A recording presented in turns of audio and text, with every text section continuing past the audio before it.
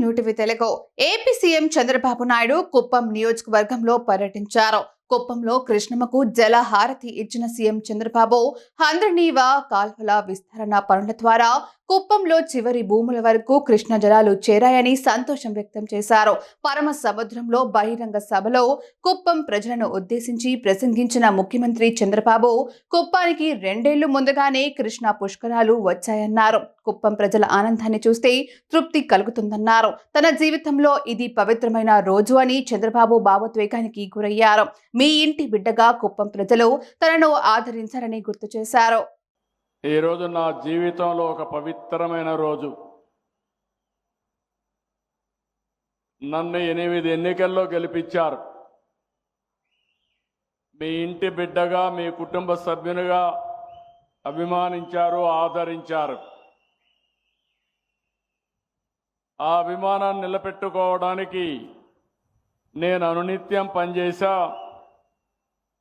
ఈరోజు ఇక్కడికి వచ్చినప్పుడు కృష్ణమ్మ తల్లిని కుప్పానికి తీసుకొచ్చినప్పుడు నాకుండే ఆనందం వర్ణనాతీతం అని చెప్పి కూడా నేను మీ అందరికీ విజ్ఞప్తి చేస్తున్నాను.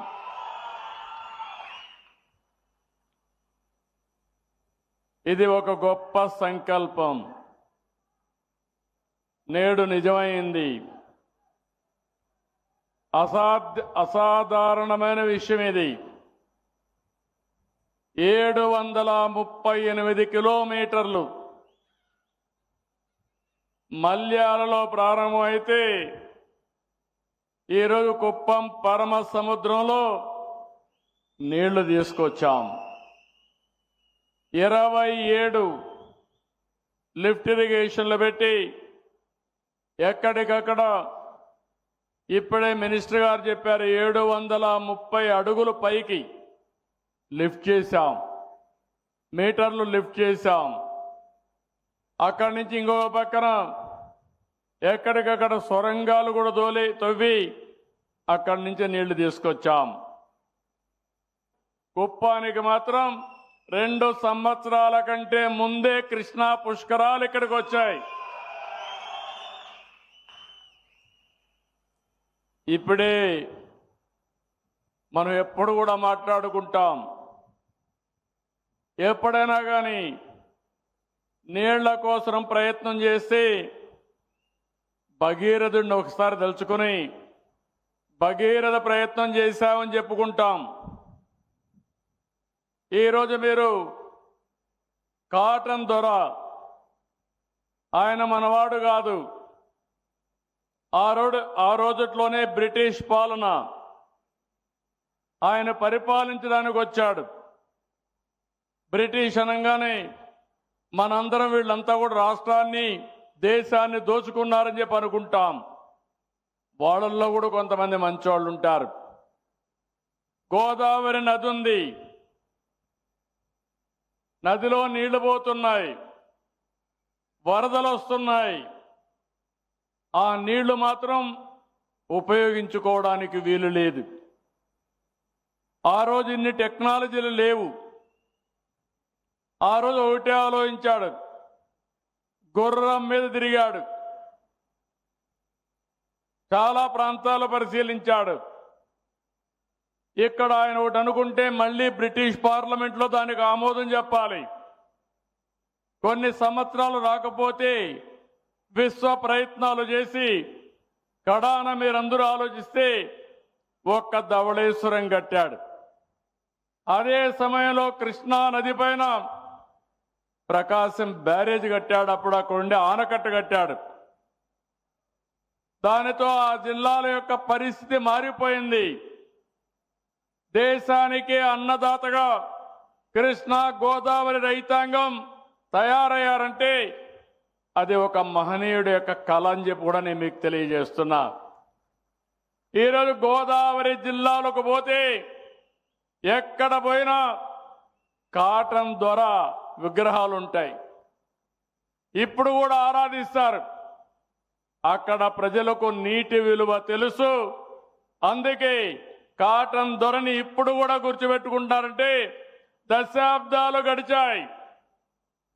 అయినా కూడా దశాబ్దాలే కాదు శతాబ్దాలు కూడా గడిచాయి. అయినా కూడా గుర్తుపెట్టుకునే పరిస్థితికి వచ్చారు. ఈరోజు నాకు అనిపిస్తుంది, మన నాయకుడు ఎన్టీ రామారావు గారు ముఖ్యమంత్రిగా ఉన్నప్పుడు కృష్ణా జలాలు సముద్రం లేకపోతా ఉంటే ఆ సముద్రం లేకపోయే నీళ్లు మిగులు జలాలు ఈ రాయలసీమకు తీసుకురావాలని సంకల్పం చేసిన ఏకైక నాయకుడు నందమూరి తారక రామారావు గారు. సంకల్పం చేశారు, కానీ ఆ రోజు పరిస్థితులు అనుకూలించలేదు. కొన్ని ప్రాజెక్టులు పూర్తి చేయగలిగాం. ఇప్పుడే కొంతమంది మిత్రులు మాట్లాడారు, రాయలసీమ, రాయలెలిన సీమ, ఒకప్పుడు రత్నాల సీమ, తర్వాత రాళ్ల సీమ, ఎడారిగా మారిపోయే పరిస్థితి నేను ముఖ్యమంత్రి అయిన తర్వాత చూశాను. ఎప్పుడో కాదు, 25 ఏళ్లకు మునుపు. రాయలసీమలో కరువు వస్తే, నీళ్లు లేకపోతే పశువుల కోసం రైల్లో నీళ్లు తెప్పించి పశువులను కాపాడుకున్న రోజులు. పంటేస్తే 10 సంవత్సరాలు పంటేస్తే వేరుశనగ పంట 1-2 సంవత్సరాలు వచ్చి 8 సంవత్సరాలు విత్తనాలకు పెట్టిన డబ్బులు కూడా వచ్చేటివి కాదు. అప్పుడు నాకు అనిపించింది, ఏంటి దౌర్భాగ్యం అని. అందుకే 1999లో హంద్రీ నీవాకు నేనే ఫౌండేషన్ వేశాను, నేనే ఆ రోజు ప్రారంభించాను.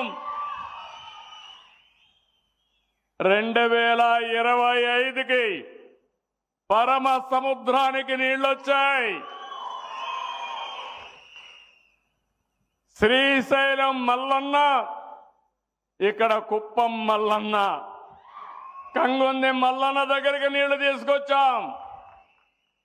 గంగమ్మ తల్లి ఆశీర్వదించింది, కృష్ణమ్మ తల్లిని కుప్పానికి తీసుకొచ్చిందని చెప్పి కూడా నేను మీకు తెలియజేస్తున్నా.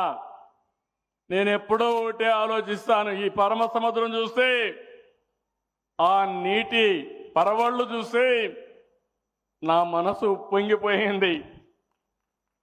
మా వాళ్ళు అన్నారు, సెక్యూరిటీ మీరు దిగొద్దనంటే, కాదు, ఇలాంటి ఆనంద సమయంలో ఒకసారి తిరగాలని పడవలో కూడా ఒకసారి తిరిగి మీ ఆనందంలో భాగం పంచుకున్నాను.